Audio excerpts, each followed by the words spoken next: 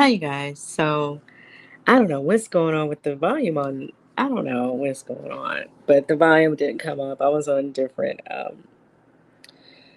Anyway, so I'm gonna try this for the last time. Okay, so I'm sure you. I don't know if you guys are aware, but Tasha was in an interview with on a show called Social Society, and Kendra G is one of the hosts. She was talking to Tasha about her recent case with Cardi B. And what I'm going to do is let you guys hear um, a few minutes of what well, less than a few minutes of what Kendra was talking to Tasha about. Now, there is also a video floating where Tasha is asked about the case. She was asking her about the case, and Tasha states, I don't have $4 million. Because I think that's kind of been, ever since the amount has been put out here, people have been trying to figure out if Tasha has that type of money or not. And she is stating, no, I don't. I don't have, the $4 million to pay her. And so she said that during this interview as well. She had already kind of stated that in one of her lives. Now, there's been discussion among lawyers. Some were saying that she probably can get the amount reduced. And then some were saying, no, she won't, based on how she lost the case. So I don't know. I'm not a lawyer. I don't know what's what and how that's going to work out for her. But what it made me do was think about a case, because there have been some cases against YouTubers. And I don't really know that Andrew was necessarily a YouTuber, but I know the statement that he made was on YouTube. I'm not sure. I can't remember now. This was so many years ago. If it was on his platform or on someone else's platform. But Andrew Caldwell, I don't know if you guys remember, he had made the statement that he had a relationship with the what Portia Williams' ex-husband, Cordell Stewart. At the time, I believe he was still married to Portia, or they were going through the process of a divorce. But Andrew was stating that he had a relationship with Cordell. And so Cordell took him to court and won, I guess, a 3 million dollar settlement. And so, and to my understanding, Andrew has still never paid him that type of money, right? Because obviously, if Andrew is not making that, how can he pay him that? And I think this is why a lot of celebrities don't sue people, because what are they going to get from them, right? I mean, and then you're paying these legal fees to get this going. So I don't know how that's working out. To my understanding, Andrew has maintained that he is not paying him that $3 million. And so this is why I said this in one of my other videos.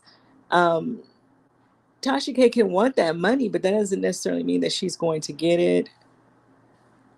Um, and then there's this whole conversation about liability insurance. Like I said, even with liability insurance, it states in there that if you cause the slander or whatever it is, because sometimes the media can print things that are not right, and it could cause harm or damages to someone's business, and so people can sue them, right? Um, if the media have insurance, then that insurance can cover if they did not do it intentionally. Now, according to what I was hearing, I haven't read the transcripts yet, but they're stating that a part of what Cardi B was filing against Tasha is that she was saying these things intentionally, knowing that she was not telling the truth. So if that is the truth, then this one, how could she collect that insurance money if she intentionally put these things out there about this lady, right? Even though that's why I came in and I was saying, like, was Tasha K the first person ever saying all this stuff? Because I didn't know. I still don't. Were other people saying this? And we also understand that the friend was the one who started this conversation, or the ex-friend, the co-worker, whatever she was. Um, she was the one who actually started the conversation, to my understanding. And Tasha, I think she and Lovely T tried to put it out there that the stuff that she was saying was not true. So when she leaked that phone conversation between herself and Lovely T, and then Tasha just kept saying whatever she was saying, because at that point she was going back and forth with Cardi B. So I don't know. It just, I guess it just depends on how it was presented in court. But like I was saying, this is another policy I was looking at, and it is clearly stating that you cannot cause the intentionally cause problems for someone or try to hurt their career. So it's about intent. I don't know what was said in court because, I don't necessarily take the guys that were reporting on this.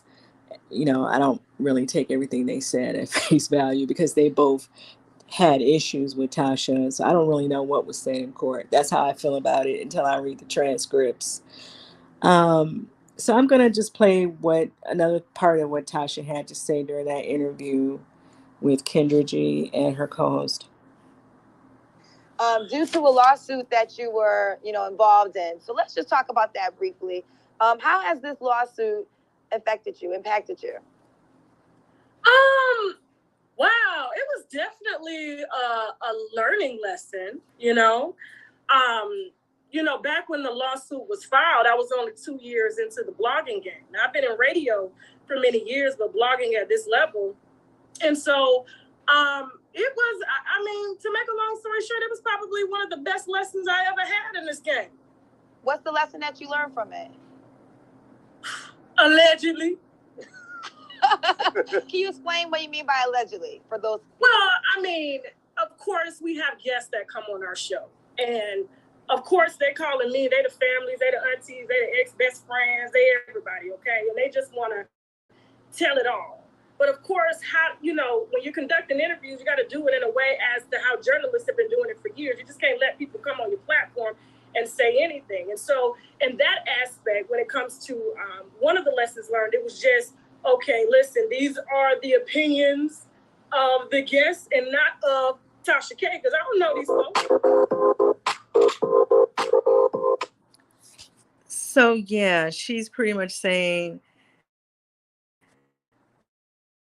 that now she's going to look into the people she let on her show. I'm assuming that's what she's saying. Because you don't know if these people are even really who they say they are. You have to look into that and their story, to be honest. You really probably should look into the story as well. Because you could keep finding yourself in that situation. But like I've been saying before, normally celebrities don't sue people that they don't know, that they know just don't have the money. Um, because it's pretty obvious that Cardi do not need money from Tasha K, right? It's not like she needs this money from her. She was awarded this money, so I guess she can kind of hold it over her head and keep Tasha from talking about her. That's what I think. It's kind of like the Cordell and Andrew thing as well. Like, you don't really hear Andrew out here saying much about Cordell. I mean, he didn't say much about him after he had the interview anyway. But you definitely don't hear him saying things about Cordell Stewart anymore. So I think it kind of just sits over that person's head like, you owe this person this money, so you probably don't want to say too much about them. Tasha kind of went live. Well, after she had this interview, Cardi went on Twitter and said, she's going to come for whatever's owed to her. And, she abbreviated B better have my money, which everybody kept saying that's a Rihanna song, but it's actually, I think it's AMG song. He made that song first, and Rihanna made the remake. But yeah, people can better have your money, but if they don't have it, they don't have it. So, I think we all understand that you can't make somebody come up with $4 million.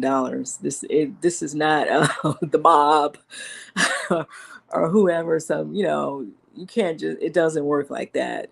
And this is not a criminal case. This is not a situation where Tasha took something from Cardi. And like I said, this did not affect her career at all, to be honest. It didn't take anything from Cardi at all, other than her saying that she was stressed from it and, mental anguish and, other health issues. And that's pretty much what she's paying for. So I don't know if it, like I said, I think the only thing it does is it holds it over Tasha's head to not say much about her.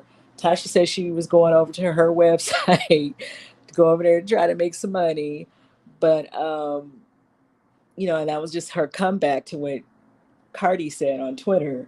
You know, is she going over there to make $4 million tonight or last night? I don't know.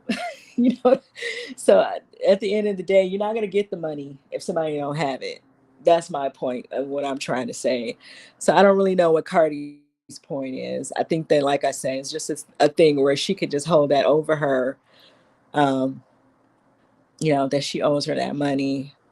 So, but let me know what you guys think about all of this. And if you remember that whole situation with Cordell Stewart and Andrew Caldwell. And like I said, to my knowledge, Andrew has been out here saying that he's never given Cordell that money. So, and that's one of those situations where it was a slander case as well. And that's what I'm saying. Civil cases are different from criminal cases. I'm not a lawyer. Their lawyers have spoke on it. Some of them have said that she could get the amount reduced, and then some of them have come out and said no, she can't have the amount reduced. She can't file Chapter 13 or Chapter whatever he said 11.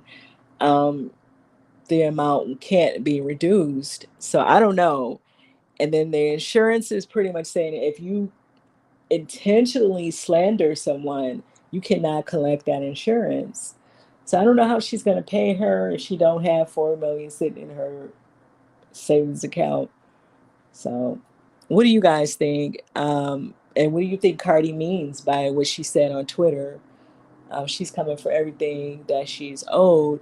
You can keep filing suits against her, but if somebody don't have $4 million, they don't have it. Like she can't. There's no job that she could just go out and get because you want her to go out and get it.